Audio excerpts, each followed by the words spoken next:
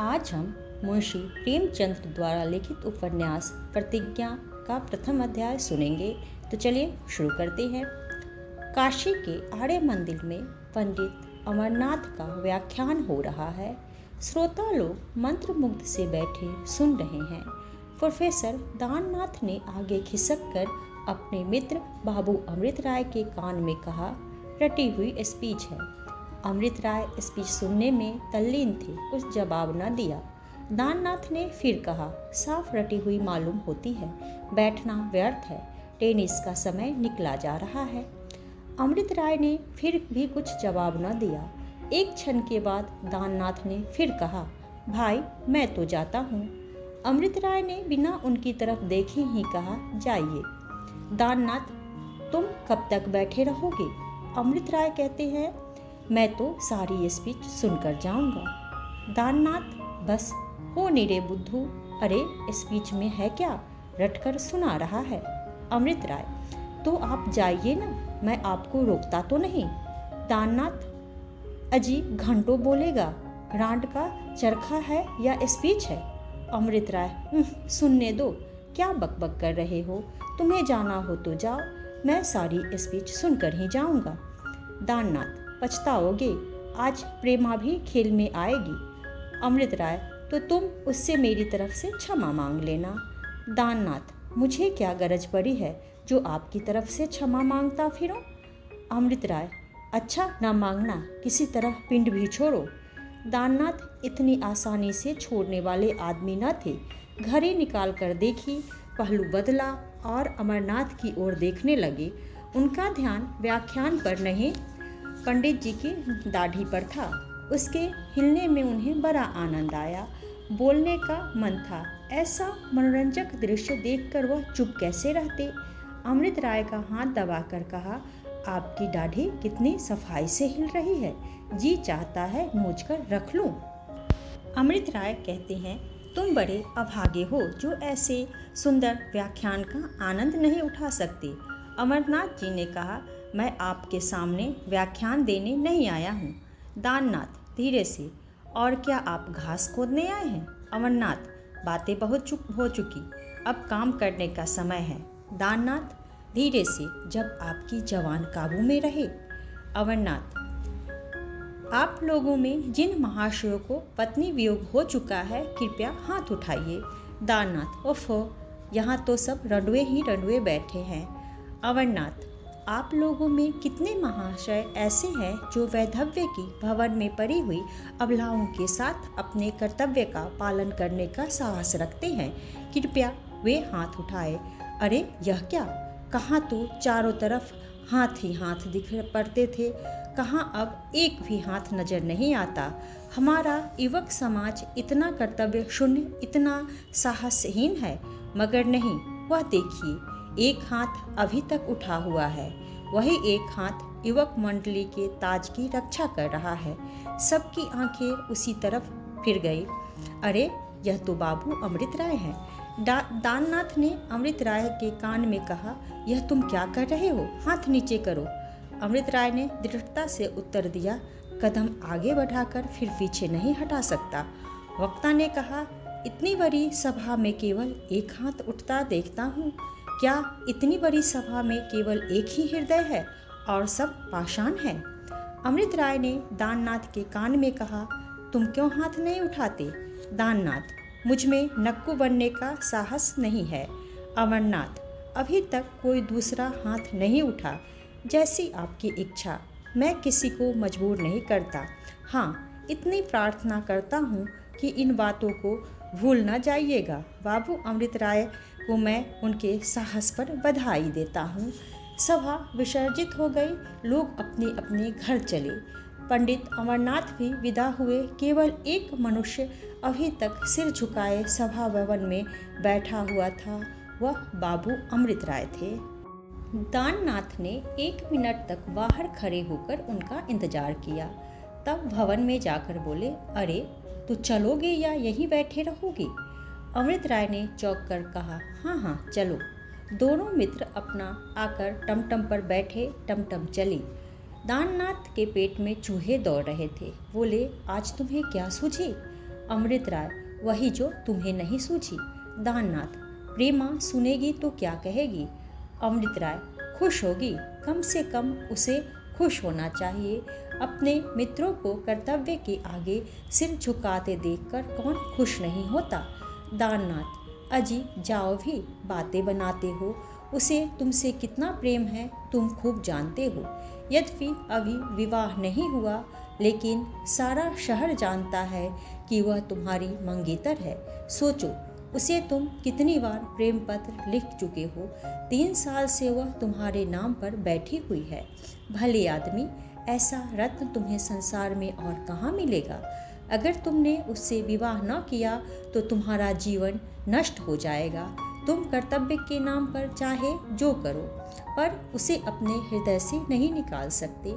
अमृत राय, यह मैं खूब समझ रहा हूँ भाई, लेकिन अब मेरा मन कह रहा है कि मुझे उससे विवाह करने का अधिकार नहीं है। पंडित अमरनाथ की बात मेरे दिल में बैठ गई है। दाननाथ ने अमरनाथ का नाम आते ही नाक सिकोड़ कर कहा, क्या कहना है, वाह, रटकर एक व्याख्यान दे दिया और तुम लट्टू हो गए। वह बेचारे समाज की खाक व्यवस्था करेंगे। यह अच्छा सिद्धांत है कि जिसकी पहली स्त्री मर गई हो वह विधवा से विवाह करे। अमृत राय, न्याय तो यही कहता है। दाननाथ, बस तुम्हारे न्याय पथ पर चलने ही से तो सारे संसार का उद्धार हो जाएगा। तुम अकेले कुछ नहीं कर सकते, हाँ नक्कू बन सकते हो। अमृत राय ने दाननाथ को सगर्व नेत्रों से देखकर कहा, आदमी अकेला भी बहुत कुछ कर सकता है। अकेले आदमियों ने ही आदि से विचारों में क्रांति पैदा की है। अकेले आदमियों के कृत्यों से सारा इतिहास भरा पड़ा है। गौतम बुद्ध कौन था? वह अकेला अपने विचारों का प्रचार करने निकला था और उसके जीवन काल ही में आधी दुनिया उसके चरणों पर सिर रख चुकी थी। अकेले आदमियों से राष्ट्रों के नाम चल रहे हैं। राष्ट्रों का अंत हो गया, आज उनका निशान भी बाकी नहीं, मगर अकेले आदमियों के नाम अभी तक चल रहे हैं। आप जानते हैं कि प्लेटो एक अमर नाम है, लेकिन कितने आदमी ऐसे हैं जो यह जानते हैं कि वह किस देश का रहने वाला था। मैं अकेला कुछ न कर सकूं, यह दूसरी बात है। बहुधा समूह भी कुछ नहीं कर सकता। समूह तो कभी कुछ नहीं कर सकता, लेकिन अकेला आदमी कुछ नहीं कर सकता, यह मैं न मानूंगा। दाननाथ सरल स्वभाव के मनुष्य थे। जीवन के सरलतम मार्ग पर चलने में ही वह संतुष्ट थे। कभी सिद्धांत या आदर्श के लिए कष्ट सहना उन्होंने न सीखा था। वह एक कॉलेज में अध्यापक थे। 10 बजे कॉलेज जाते, 1 बजे लौट आते। बाकी सारा दिन सैर सपाटे और हंसी खेल में काट देते थे। अमृत राय सिद्धांतवादी आदमी थे, बड़े ही संयमशील, कोई काम नियम विरुद्ध न करते। जीवन का सद्व्यय कैसे हो इसका उन्हें सदैव ध्यान रहता था। धुन के पक्के आदमी थे। एक बार कोई निश्चय करके उसे पूरा किए बिना न छोड़ते थे। वकील थे, पर इस पेशे से उन्हें प्रेम न था। मुवक्किलों की बातें सुनने की अपेक्षा विद्वानों की मुखवाणी सुनने में उन्हें कहीं आनंद आता था। बनाए हुए मुकदमे भूल कर भी ना लेते थे, लेकिन जिस मुकदमे को लेते उसके लिए जान लड़ा देते थे। स्वभाव के दयालु थे। व्यसन कोई ना था। धन संचय की इच्छा भी न थी, इसलिए थोड़े बहुत मेहनताने में भी राजी हो जाते। यही कारण था कि उन्हें मुकदमों में हार बहुत कम होती थी। उनकी पहली शादी उस वक्त हुई थी जब वह कॉलेज में पढ़ते थे। एक पुत्र भी हुआ था, लेकिन स्त्री और पुत्र दोनों प्रसव काल में ही संसार से प्रस्थान कर गए। अमृत राय को बहन से बहुत प्रेम था।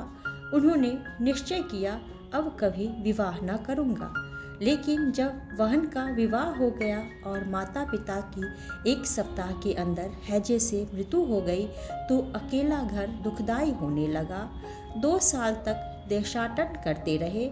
लौटे तो होली के दिन उनके ससुर ने उन्हें भोजन करने को बुलाया। वह अमृत राय के शील स्वभाव पर पहले ही मुग्ध थे। उनकी छोटी लड़की प्रेमा सयानी हो गई थी। उसके लिए अमृत राय से अच्छा वर उन्हें दूसरा दिखाई न दिया।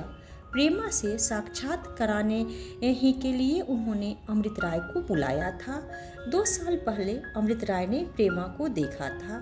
तब वह बंद कली अब एक विकसित कुसुम थी, जिसकी छटा आंखों को लुभाती थी। हृदय में प्रेम का अंकुर जम गया। जब कभी जी उबता ससुराल चले जाते और 2 घड़ी हंस बोलकर चले आते। आखिर एक दिन उनकी सास ने मतलब की बात कह दी। अमृत राय तो प्रेमा के रूप और गुण पर मोहित हो ही चुके थे। अंधे को जैसे आंखें मिल गई, बातचीत पक्की हो गई। इसी सहालग में विवाह होने की तैयारियां थी कि आज अमृत राय ने यह प्रतिज्ञा कर ली। दाननाथ यह लंबा व्याख्यान सुनकर बोले, तो तुमने निश्चय कर लिया? अमृत राय ने गर्दन हिलाकर कहा, हाँ कर लिया। दाननाथ और प्रेमा? अमृत राय, उसके लिए मुझसे कहीं सुयोग्य वर मिल जाएगा। दाननाथ ने तिरस्कार भाव से कहा, क्या बातें करते हो? तुम समझते हो प्रेम कोई बाजार का सौदा है? जी चाहा लिया, जी चाहा ना लिया। प्रेम एक बीज है जो एक बार जमकर फिर बड़ी मुश्किल से उखड़ता है। कभी कभी तो जल और प्रकाश और वायु बिना ही जीवन पर्यंत जीवित रहता है। प्रेमा केवल तुम्हारी मंगेतर नहीं है, वह तुम्हारी प्रेमिका भी है। यह सोचना उसे मिलेगी तो उसका हृदय भग्न हो जाएगा। कह नहीं सकता उसकी क्या दशा हो जाए। तुम उस पर घोर अन्याय कर रहे हो। अमृत राय एक क्षण के लिए विचार में डूब गए। अपने विषय में तो उन्हें कोई चिंता न थी। वह अपने हृदय को कर्तव्य की भेंट कर सकते थे। उनका इसका निश्चय ही कर लिया था। उस मनोव्यथा को सहने के लिए वह तैयार थे। लेकिन प्रेमा का क्या हाल होगा, इसका उन्हें ध्यान न आया था। प्रेमा कितनी विचारशील है यह उन्हें मालूम था। उनके सत्साहस का समाचार सुनकर वह उनका तिरस्कार न करेगी, वह उनका अब और भी सम्मान करेगी। बोले, अगर वह उतनी ही सहृदय है जितना मैं समझता हूँ तो मेरी प्रतिज्ञा पर उसे दुख न होना चाहिए। मुझे विश्वास है कि उसे सुनकर हर्ष होगा। कम से कम मुझे ऐसी ही आशा है। दाननाथ ने मुंह बनाकर कहा, तुम समझते होगे कि बड़ा मैदान मार आए हो और जो सुनेगा वह फूलों का हार लेकर तुम्हारे गले में डालने दौड़ेगा। लेकिन मैं तो यही समझता हूँ कि तुम पुराने आदर्शों को भ्रष्ट कर रहे हो। तुम नाम पर मरते हो, समाचार पत्रों में अपनी प्रशंसा देखना चाहते हो, बस और कोई बात नहीं। नाम कमाने का यह सस्ता नुस्खा है। न हर लगे न फिटकिरी और रंग चोखा। रमणिया नाम की इतनी भूखी नहीं होती। प्रेमा कितनी ही विचारशील हो, लेकिन वह कभी पसंद न करेगी कि उसका हृदय किसी व्रत के हाथों चूर चूर किया जाए। उसका जीवन दुखमय हो जाएगा। अमृत राय का मकान आ गया। टमटम रुक गई। अमृत राय उतरकर अपने कमरे की तरफ चले। दाननाथ जरा देर तक इंतजार में खड़े रहे कि यह मुझे बुलाएं तो जाऊं, पर जब अमृत राय ने उनकी तरफ फिरकर भी न देखा तो उन्हें भय हुआ। मेरी बातों से कदाचित उन्हें दुख हुआ है। कमरे के द्वार पर जाकर बोले, क्यों भाई, मुझसे नाराज हो गए क्या? अमृत राय ने सजल नेत्रों से देखकर कहा, नहीं दाननाथ, तुम्हारी बातों से मैं कभी नाराज नहीं हो सकता। तुम्हारी झिड़कियों में भी वह रस है जो दूसरों की वाह में नहीं। मैं जानता हूँ कि तुमने इस समय जो कुछ कहा है केवल स्नेह भाव से कहा है। दिल में तुम खूब समझते हो कि मैं नाम का भूखा नहीं हूँ, कुछ काम करना चाहता हूँ। दाननाथ ने स्नेह से अमृत राय का हाथ पकड़ लिया और बोले, फिर सोच लो, ऐसा ना हो पीछे पछताना पड़े। अमृत राय ने कुर्सी पर बैठते हुए कहा, नहीं भाईजान, मुझे पछताना ना पड़ेगा, इसका मुझे पूर्ण विश्वास है। सच पूछो तो आज मुझे जितना आनंद मिल रहा है उतना और कभी न मिला था। आज कई महीनों की मनोसंग्राम के बाद मैंने विजय पाई। मुझे प्रेमा से जितना प्रेम है उससे कई गुना प्रेम मेरे एक मित्र को उससे है। उन्होंने कभी उस प्रेम को प्रकट नहीं किया। मैं जानता हूँ कि उनके हृदय में उसके प्रेम की ज्वाला दहक रही है। मैं भाग्य की कितनी ही चोटें सह सकता हूँ, एक चोट और भी सह सकता हूँ। उन्होंने अब तक एक चोट भी नहीं सही। वह निराशा उनके लिए घातक हो जाएगी। यह संकेत किसकी ओर था, यह दाननाथ से छिपा न रह सका। जब अमृत राय की पहली स्त्री जीवित थी, उसी समय दाननाथ से प्रेमा के विवाह की बातचीत हुई थी। जब प्रेमा की बहन का देहांत हो गया तो उसके पिता लाला बद्री प्रसाद ने दाननाथ की ओर से मुंह फेर लिया। दाननाथ विद्या, धन और प्रतिष्ठा किसी बात में भी अमृत राय की बराबरी न कर सकते थे। सबसे बड़ी बात यह थी कि प्रेमा भी अमृत राय की ही ओर झुकी हुई मालूम होती थी। दाननाथ इतने निराश हुए कि आजीवन अविवाहित रहने का निश्चय कर लिया। दोनों मित्रों में किसी प्रकार का द्वेष भाव न आया। दाननाथ यूँ देखने में तो नित्य प्रसन्नचित रहते थे, लेकिन वास्तव में वह संसार से विरक्त से हो गए थे। उनका जीवन ही आनंद विहीन हो गया था। अमृत राय को अपने प्रिय मित्र की आंतरिक व्यथा देखकर दुख होता था। वह अपने चित्त को इसी परीक्षा के लिए महीनों से तैयार कर रहे थे, किंतु प्रेमा जैसी अनुपम सुंदरी का त्याग करना आसान न था। ऐसी दशा में अमृत राय की ये बातें सुनकर दाननाथ का हृदय आशा से पुलकित हो उठा। जिस आशा को उन्होंने हृदय को चीरकर निकाल डाला था, जिसकी इस जीवन में वह कल्पना भी न कर सकते थे, जिसकी अंतिम ज्योति बहुत दिन हुए शांत हो चुकी थी, वही आशा आज उनके मर्म स्थल को चंचल करने लगी। इसके साथ ही अमृत राय के देवोपम त्याग ने उन्हें वशीभूत कर दिया। वह गदगद कंठ से बोले, क्या इसीलिए तुमने आज प्रतिज्ञा कर डाली? अगर वह मित्र तुम्हारी इस उदारता से लाभ उठाए तो मैं कहूँगा वह मित्र नहीं शत्रु है। और यही क्या निश्चय है कि इस दशा में प्रेमा का विवाह तुम्हारे उसी मित्र से हो? अमृत राय ने चिंतित होकर कहा, हाँ, यह शंका अवश्य हो सकती है, लेकिन मुझे आशा है कि मेरे मित्र इस अवसर को हाथ से न जाने देंगे। मैं उन्हें ऐसा मंदोत्साह नहीं समझता। दाननाथ ने तिरस्कार का भाव धारण करके कहा, तुम उसे इतना नीच समझना चाहते हो, समझ लो, लेकिन मैं कह देता हूँ कि यदि मैं उस मित्र का ठीक अनुमान कर सकता हूँ तो वह अपने बदले तुम्हें निराशा की भेंट न होने देगा। यह कहते हुए दाननाथ बाहर निकल आए और अमृत राय द्वार पर खड़े उन्हें रोकने की इच्छा होने पर भी बुला न सके।